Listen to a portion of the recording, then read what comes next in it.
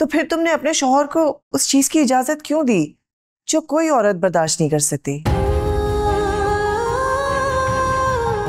मौत से ज्यादा मुश्किल है औरत के लिए सौतन को एक्सेप्ट करना।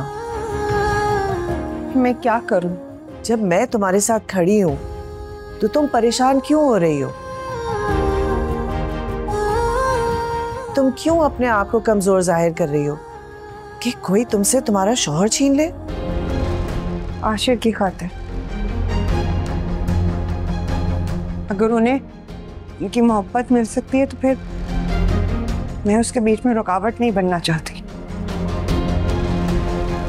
ठीक है,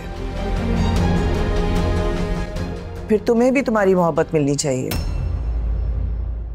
आप क्या कह रही हैं आंटी?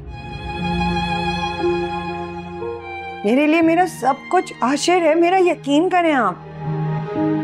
बतूल, मुझे तुमसे इस बेवकूफी की उम्मीद नहीं थी। तुम एक तरफ तो कह रही हो कि तुम्हें आशिर के सिवा कुछ नहीं चाहिए और दूसरी तरफ तुम उसे किसी और को दे रही हो। और सुन लो, मैं आशिर को सिर्फ इस सूरत में दूसरी शादी की इजाजत दूंगी कि तुम्हें भी तुम्हारी मोहब्बत मिले।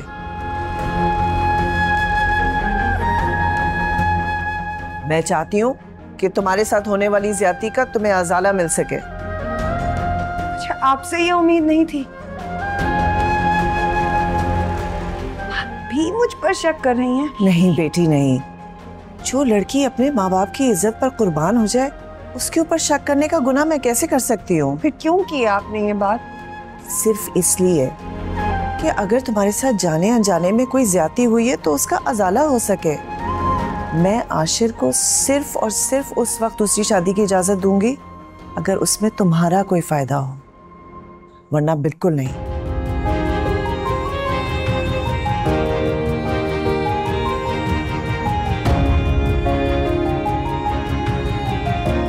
माँ बाप की खातिर, उनकी इज्जत की खातिर अपनी मोहब्बत की कुर्बानी दे देना बहुत अजमत की बात है। और अपने शौहर के सामने सच बोलना, इससे अफजल कोई काम नहीं।